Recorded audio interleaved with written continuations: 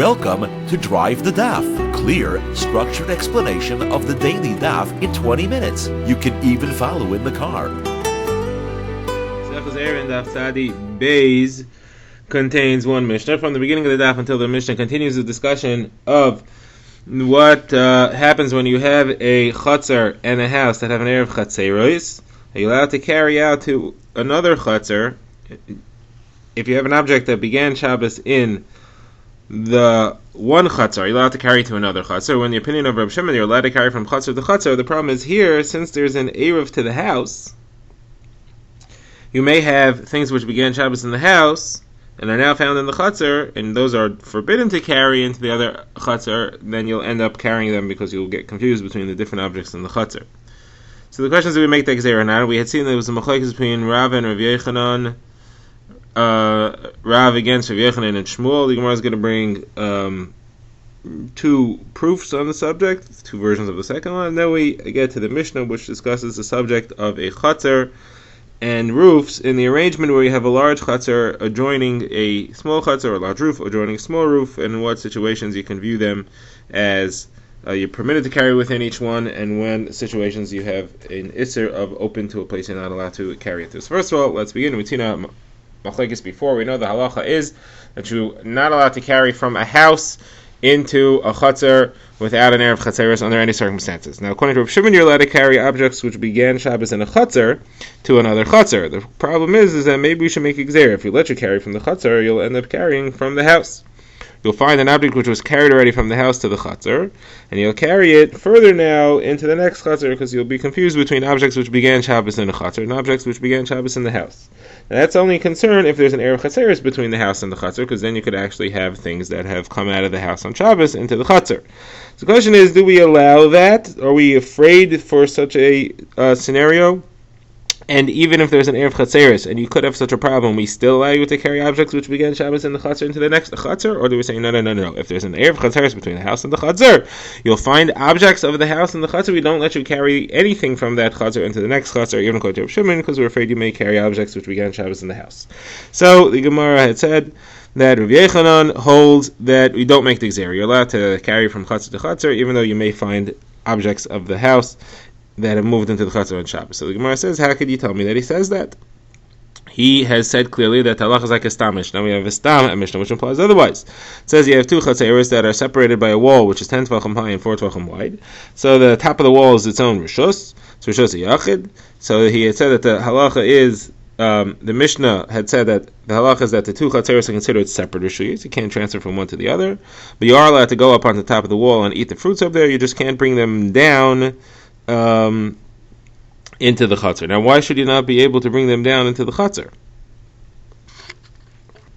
What could possibly be the problem? You're even allowed to carry from one chutzner to the other chutzner, objects which began Shabbos in the chutzner. So if you have objects which started on the wall, so what's the problem? You should be able to carry even from chutzner to chutzner, let alone from wall to chutzner. The only way of explaining this is that there is an Erev Chatzeros between the house and one of the Chatzeros, and therefore, if we let you carry from chutzner to chutzner, we make a gzeira, you're going to end up carrying objects which began Shabbos in the house, and therefore you're not allowed to carry from chutzner to chutzner, you're also not allowed to carry from the wall to a chutzner. It's the only way to understand it, and therefore it's clearly a proof against Rabbi Yechanan's shita, and Rabbi Yechanan always says that the halacha is like a stam mishnah, so what are you going to do? So the Gemara says, no, when we say that you're not allowed to carry down from the house, from the wall, from the top of the wall, you're not allowed to carry things down from there, we don't mean carrying things down from there into the chutzner. That you're allowed to do. You're allowed to carry from the top of the house to the chutzner, and it's talking about with a Erev Chatzeros. You're allowed to carry. The problem is you can't carry it into the house. We know to go in and out of a house, that you definitely need an Erev Chatzeros for. So Gemara says, well, what do you mean? But Reb Chia said over this brisa, he said specifically, you're not allowed to carry it down into the chutzner, you're not allowed to stand there and eat it in the chutzner. He's saying you're not allowed to carry into the chutzner itself. It doesn't say anything about the house. So the Gemara says, okay, that's Reb Chia's version. I'm not impressed with Reb Chia's version. That's not how Rebbe wrote the Mishnah. If that's how Reb Chia wrote it in the brisa, I don't know what his source for that would be, and therefore the Gemara doesn't find that shver. Okay, now the Gemara brings another raya. Now this is in Rav's opinion. Rav had held that we do make such a gzeira, and Rav had a talmid named Rav Huna and a son named Reb Chia. So there's two versions of this discussion, whether it was Rav Huna who said it one way and Reb Chia said it the other way, or Reb Chia himself who said it both ways. The case that's under discussion over here is if you have a chorva, that's an abandoned empty house, which is sandwiched between two chatzeros. And the question is, which chatzer is allowed to use the chorva? Which chatzer has rights to go in and out of the chorva, to carry in and out of it? So according to the first version, the halacha is that Rav Huna had quoted Rav that said that the chorva is allowed to be used by whichever chatzer does not have an erev chatzeres between its house and its chatzer. In a situation like that, there's no concern that there'll be objects which began Shabbos in the house to found in the chatzer, and therefore there's no concern that you'll get confused if we allow you to carry from the chatzer to the chorva. And therefore you're allowed to carry from the chatzer to the chorva. However, if there is an erev chatzeres, so for example, if one chatzer has an erev chatzeres with its house and the other chatzer does not, so the chorva belongs to the house that does not have an erev chatzeres, where there's no concern that objects came out of the house and will end up being transferred into the chatzer. That's what Rav Huna says. Now Rav Chia says, I understood from my father, from Rav Huna said in the name of Rav, he was his Talmud, and Rav Chia is saying in the name of Rav, who's his father, he said, he's saying, I understood from my father that the two chatzeros have the same halacha. The one which has an erev chatzeros with its house, and the one that does not have an erev chatzeros with its own house, they both have the same halacha. It wasn't clear what that halacha is. Are they both asur to use the chorva, or are they both mutter to use the chorva? So, according to the first version, Rav Chia said, I understand that they're both asur to use.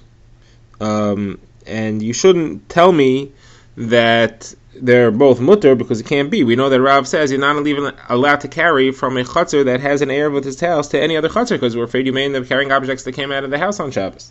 So certainly here you wouldn't be allowed to carry it into the chorva. So obviously that's forbidden, and therefore if both chatzeros have the same halacha, then they're both asur. Why should the other one be asur? So when we make another gzeira, we say if we let one chatzer carry into the chorva, then the other one will end up carrying into the chorva. Therefore we have to forbid them both, even though one of them has no erev chatzeros with its house, and you won't have any objects from the house in the chatzer. You don't have no concern. We're afraid if we let that chatzer carry into the chorva, the other one will also, and then we'll get into problems like we described earlier.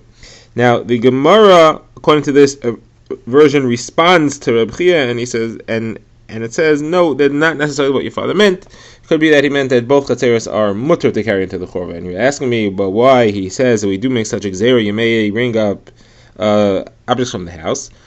That's different. He said that in a case we have two chatzeros near each other, and one of them has an erev with his house, and one of them doesn't. So he says that the chatzer that has an erev with his house, you can't carry into a neighboring chatzer because you may bring objects from the house. That's because the chatzer is a protected zone.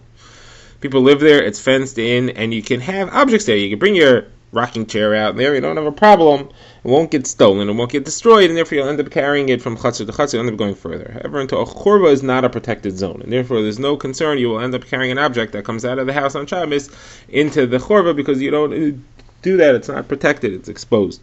And that's why he's not afraid, he doesn't make a gzeira. Now, according to the second version of this discussion, Rav Chia himself said that Rav meant that both is mutter, and he said that the reason why you don't have a kasha from two chatzeros is because two chatzeros are a protected zone, and chatzer to a chorva is not moving it into another protected zone. Okay, that concludes the Gemara. Now we start the Mishnah, which talks about rooftops and courtyards. We have a large roof next to a small roof. Now, as we had seen, the case again here is where you have two areas set up near each other, like a very large block letter T, where the smaller chatzer shares a wall with a larger chatzer, but it doesn't share the entire wall of the larger chatzer. The larger chatzer has extra lengths of wall on the two ends of the smaller chatzer's adjoining wall. In the larger chatzer, therefore, if you're standing in the larger chatzer and you're looking towards the smaller chatzer, even if the entire wall that they share fell down, standing in the larger chatzer, you see two pieces of wall on that side. The two parts to the left and to the right of the adjoining part with the other chatzer which came down. If you're in the smaller chatzer, however, the entire side of your wall is now disappeared because it's all the way open into the larger chatzer. So the Mishnah tells us, in a case like this, if you're in the larger chatzer, you're allowed to carry within your own chatzer, because you do not have a missing wall. You're not completely open to the smaller chatzer. You are partially open, and that opening, if it's less than 10 amos, looks like a doorway, and therefore it's considered to be closed. You're allowed to carry within the larger chatzer itself. The smaller chutzner is not allowed to because its entire chutzner is open to the larger chutzner, and therefore you're not allowed to carry even within the smaller chutzner itself. And this Mishnah says the same entire halacha by two rooftops near each other in the same exact layout. Now, what exactly is the problem here? Why can't we carry from one chutzner to the other, and therefore within the chutzner itself for sure? So the Gemara says we're talking about where there's no area of chatzeros, not between the chatzeros, not between the roofs, and we're talking about objects which come out of the house. Everybody agrees objects that come out of the house you can't carry into a neighboring chatzer without an area of chatzeros. That's for sure. And therefore, since you can't carry into the neighboring chatzer, the question is, can you carry even in your own chatzer? And again, if it looks like a doorway into the next chatzer, you can. If it's totally open, then you cannot. So, first thing the Gemara wants to know is, why do you have to tell me the same halacha by rooftops and by chatzeros? They should be the same. Why do you need to repeat it? Why would I think they're different? So the Gemara says we have to answer according to Rav, we have to answer according to Shmuel. This is referring to an old machlekes Rav and Shmuel, which we've seen a few daf ago. Machlekes is whether the walls between the houses count for the roof. You're standing on the roof, do the walls below you, under your feet, count? According to Rav, they don't count unless you can see them. And therefore, the reason why this Mishnah says both things is to tell you that the only case we're discussing the roofs where the side walls count is if you can see them. That means that the roof ends at the edge of the wall, and if you're standing on the corner of the roof, you could see those walls below you. Therefore, those walls we say good astik, and it's halachically considered like it extends upwards, and you can count those roofs, and that's why we have these halachos that the chatzeros that are mutter are mutter because we're using the roofs that are there. So you need to learn. That's why you have to put chatzer and roof together to tell you that a chatzer has to, that a roof that where it's mutter, whatever is mutter, is only a situation like a chatzer where the walls are visible. Now Shmuel holds you don't need the walls to be visible. Shmuel holds there's no problem, even if you can't see the walls, you're still halachically considered to extend upwards through the roof. So according to Shmuel, why is the Mishnah bringing both cases of Chatzar and Gag? Shmuel says the reason is to tell you that a rooftop should be like a Chatzar also, but not in the sense of the walls, but in the sense of lots of people walking around. The only time you have a problem and you can't carry from one to another, if it's fully open, is if there's is in a situation like a chatzar where there are a lot of people that walk between the gap from one to the other, and that's why if it's open, it's a problem halachically. If it's a roof like that, where a lot of people walk, that's where you have a problem. If, however, there's not a lot of people walking around on the roof, then we can count the wall under the roof, the wall between the two apartments, as it extends upwards, and the large chatzar and the small chatzar are considered to be fully closed off from each other, and you don't have any problem carrying there between them at all. The Gemara now says, based on this Mishnah, we see a rule. And this rule has 5 halachos that come out of it. The rule is that the small chatzar is considered to be a part of the larger chatzar. The larger chatzar owns the small chatzar. It's as if it has control over it, and anything that's in the small chatzar is considered to be part of the larger chatzar. However, not vice versa. We don't say that the smaller chatzar has control over the larger chatzar, and therefore anything that's in the larger chatzar is considered to be part of the smaller chatzar. That we don't say. The reason, again, is not because of size. The reason is because if you're standing in the large chatzar, you see walls separating you from the smaller chatzar, and the smaller chatzar is like your gatehouse. It's like your front room. If you're standing in the larger chatzar, however, you don't have anything separating. If you're standing in the smaller chatzar, you don't have anything separating you from the larger chatzar. Therefore, you don't have anything to keep you apart, and it's its own rishus. Now, this is nafka mina in 5 circumstances where it makes a difference when 2 areas are joined, which one is part of the other one. We're going to see 5 examples of halachas where you have to have one object being in the rishus of another object, and here the rule is that the smaller chatzar is considered to be part of an extension of the larger chatzar, and therefore if you need something to be part of another area, it's got to be that it's in the smaller chatzar, and then it's considered part of the larger chatzar, but not vice versa. So the first halacha is talking about the halachos of kilayim. You're not allowed to plant seeds, vegetable seeds, in an area that has grapevines. So the halacha over here is, if you have grapevines in the large chatzar, you're not allowed to plant vegetable seeds in the small chatzar, because the small chatzar is considered to be a part of the larger chatzar. If you do, so then the seeds in the small chatzar become asur, because they are considered like they're in the larger chatzar. The grapes don't become asur though, because they're not considered like they're in the small chatzar. They're by themselves in the large chatzar. The seeds in the small chatzar aren't considered to be in the same chatzar as the larger one for the purpose and the perspective of the larger chatzar. It's only that the small chatzar is controlled by the larger chatzar, and therefore the small chatzar has to view itself as having grapes in it, and therefore its zroim are asur as well.